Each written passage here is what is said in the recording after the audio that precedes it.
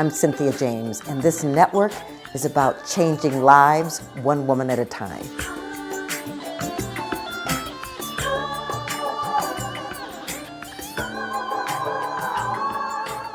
Hello and welcome to Women Awakening. I'm your host, Cynthia James. I get the honor of introducing you to fabulous women. Women that inspire me, women that make a difference in this world, women that have taken control of their own lives and decided to shine. What I want you to know is there's no exceptions here. They're just models. They get to show you what's possible because you have a genius that lives within you that wants to thrive. This is the time for women awakening on this planet. So I want you to know I do these every week. We're on Spotify and Spreaker and iHeart and YouTube and Amazon. Subscribe, come back every week, meet a fantastic lady, and take a deeper dive into you. So today I have a special guest that was actually introduced to me. So we haven't really hung out like some of the other people that I talked to, but I'm very excited about her. Because what she talks about is shame, how to overcome it, how to transcend it, and how to use it to make a difference in your life by changing your perspective. She is the host of Unchained Empath, and that is a podcast. And what's really cool is that she takes a question from the audience every single week and they take a deep dive. So, Tiffany, why do I call you Tiffany? That's not your name. Everybody has done that my whole life. Can I just throw that out there? Yes. Wow. I should be a Tiffany. That's all. That's so weird. That's your name, and then Tiffany comes out of my mouth. So, okay. So this is what I want to say. As you guys are editing, don't take this out because this is important for some reason, and I have no idea why. Okay, here we are. Brittany. Yes. Okay. I want to know how you grew up. Oh, man. So this definitely ties into my story. So first of all, I'm so excited to be here. Thank you for having me. I love to share my story. I love to give people hope, to let them know that, you know what, you can go through the worst thing in your life and come out on the other side and help other people, because other people go through terrible things too. And all these experiences just help you move forward. So my life growing up, I feel like I had a very rough childhood. Rough childhood being my parents just fought consistently. There was no stable environment. When I was about 16, I was manipulated by an older guy. He was about 19 at the time and he was in the military. And I never shared that story. I hid that my entire life until I was 35 years old. And finally, at 35 years old, I've been, I don't know, I wouldn't say miserable my whole life, but I've always had something bothering me. Well, I said something just like aggravate me sitting there. And I'm like, I have everything. I have a beautiful house. I have 4 kids. I have an amazing husband. My life is going well. What is wrong? Why am I not happy? And I started really trying to deep dive on that and figure it out. And it finally came to a head one day and I just started bawling. I'm like, I've never told this story to anyone. I've never told anyone how I feel, how manipulated, how dumb I felt, how naive I felt. And no one's ever been able to tell me, Brittany, you just didn't know. Yeah. And it wasn't your fault. And yes. But because I was abused as a kid, and people don't know how to have those conversations. No. They don't know how to open the space so you feel safe enough to share. They don't know how to say, I get why this is a problem for you and how shame could come in. But I want to say, to just kind of give you a little bit of an applause here, that you could go through that you can manifest a love, create 4 powerfully beautiful children, and become a change maker. That is extraordinary. I'm going to take that. Because I typically don't take compliments. It's very hard for me to hear somebody say something positive about me. but I'm going to take it because let me tell you, I put in the work. Every day I put in the work. I make sure that there's no one left behind in my family. Period. Yes. Yes. Well, I'm proud of you. And it's so cool. So, all right. So what I want to know is, what was the moment? Because it was like 20 years almost between the time of this happening and you having an awakening. What was the awakening moment? I got really sick. I got really sick. My body quit on me. I was in this beautiful house in my second story, sitting up here looking out my windows. My kids are playing in the backyard and I can't even go outside. I'm having panic attacks. I can hardly breathe. I can't eat anything. My body's shutting down. I'm going to the hospital and being admitted for 6 days just to cure my pain, but no one can tell me what's happening with my body. It was insane. And it finally got to the point of I was crying and I'm praying and I'm begging, please, God, tell me what is going on. I will do anything. Like, I can't live like this. I'm a prisoner in this beautiful life and I'm tired of it. And all of a sudden, it's like memories just started flooding. I started feeling really, really sad about my childhood. And I was like, why am I thinking about this? I don't want to think about this. But I started going on the path. Why do I feel sad about that? What happened then? And as this stuff started unraveling, I started going, maybe I should talk to somebody about this. So I started talking to a therapist.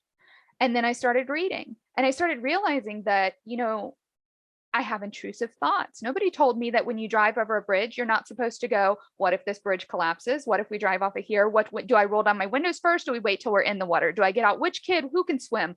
That's all going through my head everywhere I go. That's intrusive thoughts. That's not normal. And when I started putting all that together, it was like, oh my goodness, other people are like this. And I can't believe that I've never been able to share my story.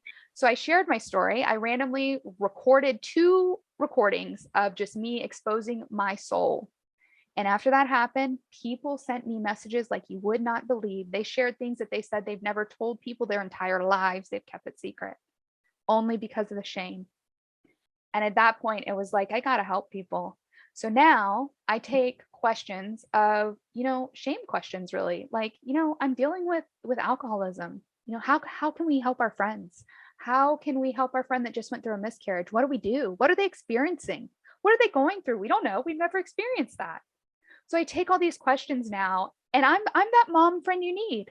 That mom friend that's like, I want to ask you all the questions. You don't really know, but you'll find out. And I'm going to find out. So I'm getting all the experts, like amazing, incredible people like you, to come on to share your experiences, your perspectives, your voice, your truth, and show us how you got through it. Because those nuggets right there, those beautiful little intrinsic things of wisdom that you bring, they will change lives. It changed my life to share my story. It changed my family's life. It's breaking generational curses that you wouldn't believe. And I finally went to my mom. I got put on the spot to go to my mom and talk to my mom and be like, Mom, why did you not be there for me? Why did you not talk to me? You know what my mom told me? The most beautiful thing I've ever heard. She said, Brittany, I just thought you were so strong. I thought you could handle it all.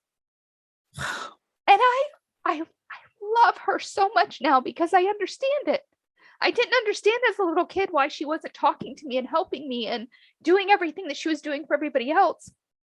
But in her eyes, I was this magnificent, beautiful creature that could handle the world. And she didn't think I needed it. Right. Well, what's so interesting is like there was a projection onto you of what she wasn't, which is fascinating, and how incredible that you could take that in. But there's a whole bunch of here I want to unpack. First of all, let me just say here first, when you are in those kinds of situations, I'm so grateful that you shared that your body broke down, because when you are having those intrusive thoughts and those experiences that you cannot explain, you start trying to manage energy and you start pushing it down. And some people do it with drugs and all kinds of other stuff. But eventually the body goes, I'm sorry, I was not meant to hold all this. Yeah. And so what I love is that you went to get help. Now, how did you find the right therapist for you? I tell you, I went to a lot of wrong ones. Oh, I can tell you that much. Okay. I went to ones that when I spoke to them, their first statement was, well, why would you make that choice? And that's when it was like, okay, this may not be the right one for me. You have to really feel with your gut. Go through, don't pick the first person. Read through their bios, read through what they've experienced. If you find a therapist that is willing to talk about their story and why they want to be a therapist, and they're willing to share their trauma, that is a good therapist because they're there for the right reasons. My therapist personally, when I talk to her, she gives me not only actionable things to go forward. If I'm struggling this week with my anger, it's Brittany, okay, this week, here's what you're going to do. When you get angry, I want you to think about this. I want you to stop and do this. I want you to make this move. It's not a, hey, I'm worried about anger. Well, let's figure out why you're angry. Let's go back and think about all the times you could have been angry. No, I need an actionable plan. I need Right. something to help me right now. We can figure all this out too, but I need help now. That's And exactly.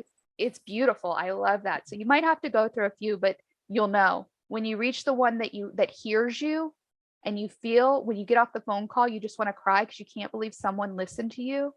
That's the one. Yes. Well, and here's the thing, as a coach and also as a speaker, I want the people that are with me to know I'm not the expert here. We're going to travel this journey together because any therapist worth their weight in gold has been through stuff and understands that they learn as much from the client as they give. So I love that you said that. Ladies, find someone that resonates with you, that's going to support you, that is not going to place the blame on you for whatever happened in your life. Yeah. Okay, second thing I want to know then is how was it the therapist who helped you identify the shame, or did it come forward within you? The shame came forward within me. The shame, as soon as because I hadn't thought about it for so long, as soon as that thought entered my mind of the way that I felt at that time when I was 16, it was like I immediately, like, I remember when I thought about it, I put my head down, my stomach got upset, and I was like, whoa. And I recognized that feeling. And I was like, that almost feels like I'm having like a panic attack. I was like, why would I do that when I'm just thinking about like the past? That's weird.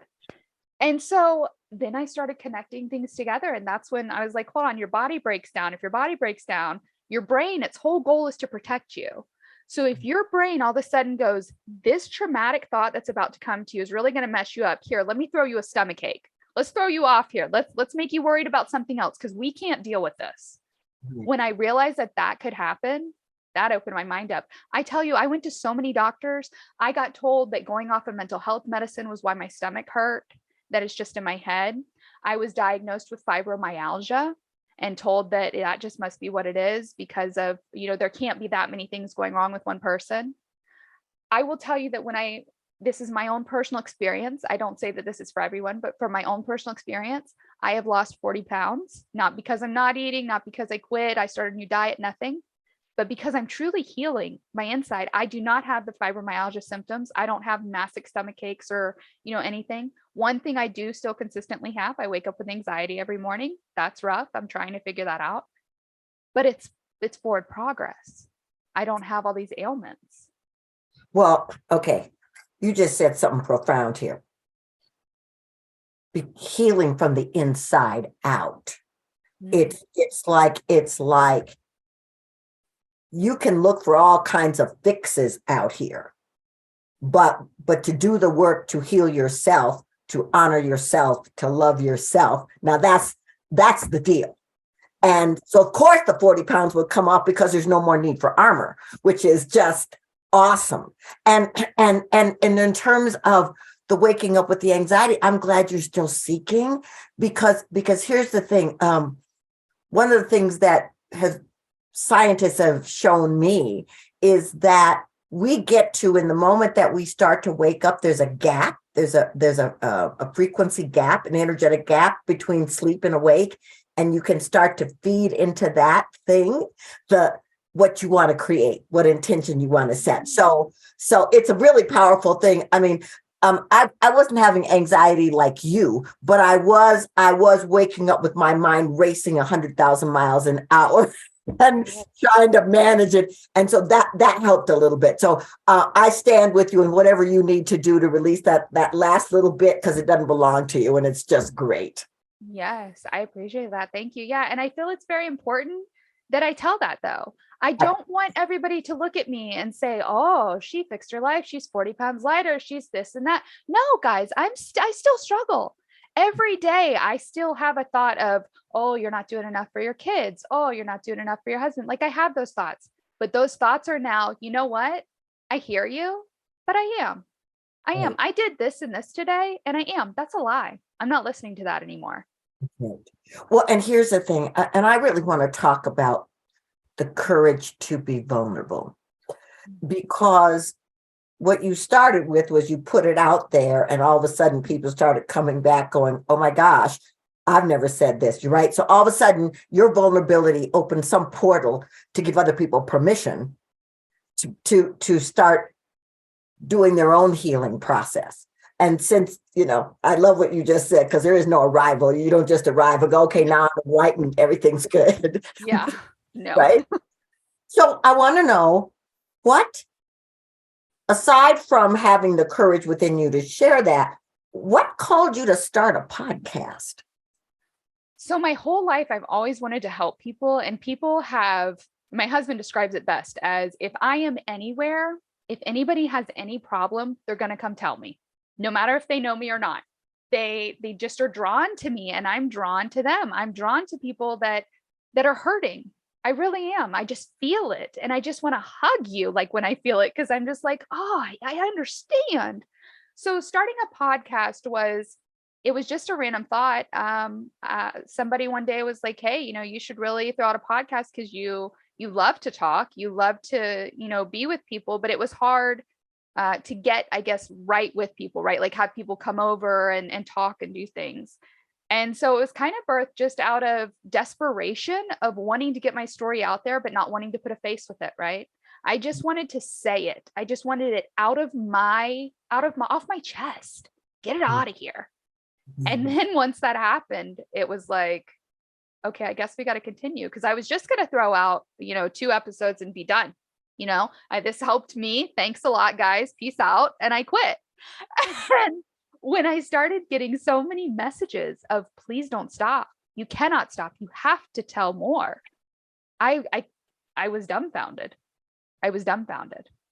So here's the question now. And ladies, I hope you're listening, because this is an important question. You'd never done a podcast before. No.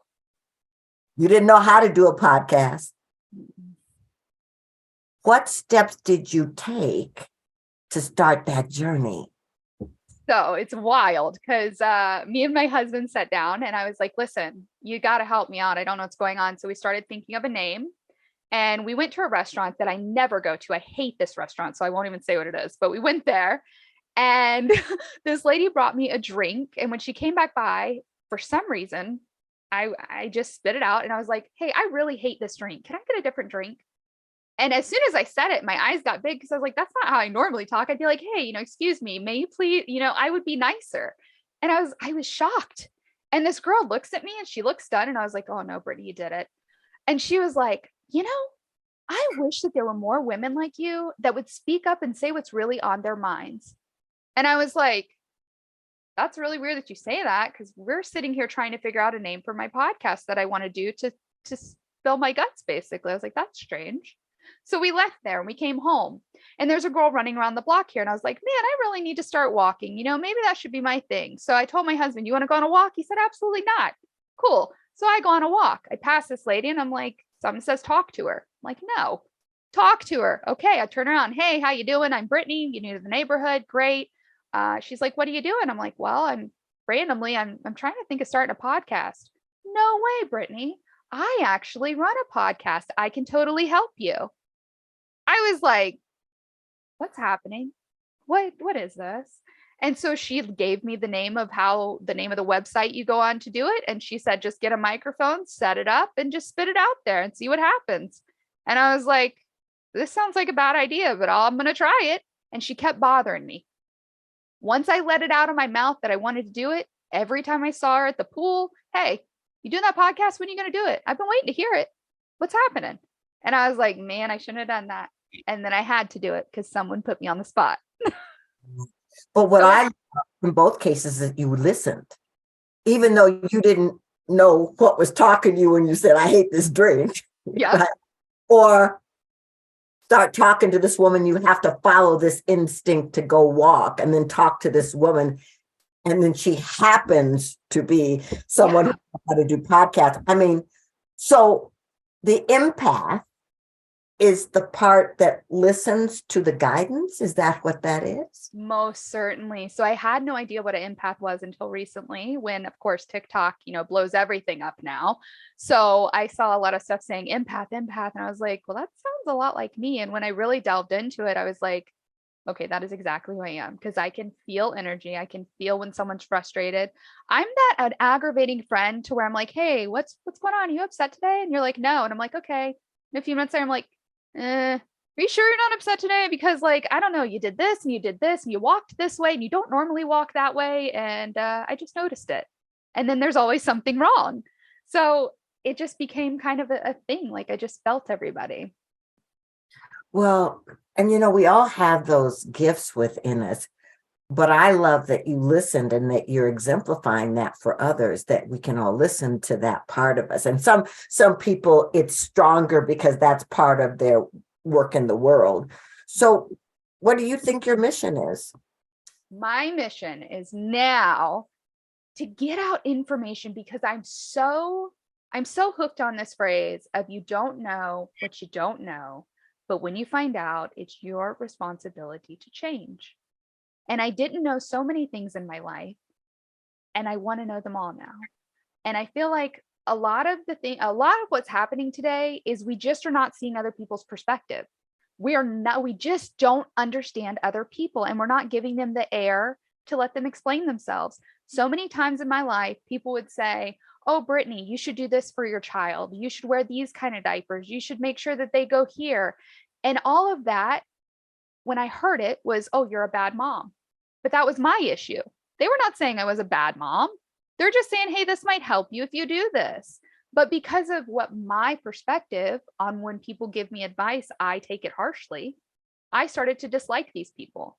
Now, since I've disliked these people, now I've knocked myself out of a friend group all because of my perspective on something that's not even true. Wow, that is so powerful,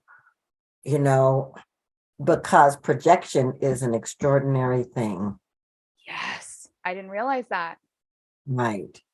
Well, I love what you're doing. I love your mission. And I want, how do people find you? How do they find your podcast?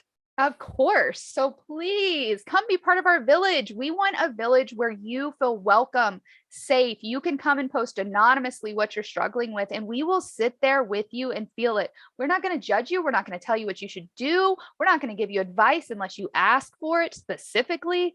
We're just here for you. Please, okay, you can go to www.unchainedempath.com. You can also look us up on Facebook, TikTok, Instagram, wherever you can find us. We are on every podcast hosting platform. So if you go there, look up Unchained Empath.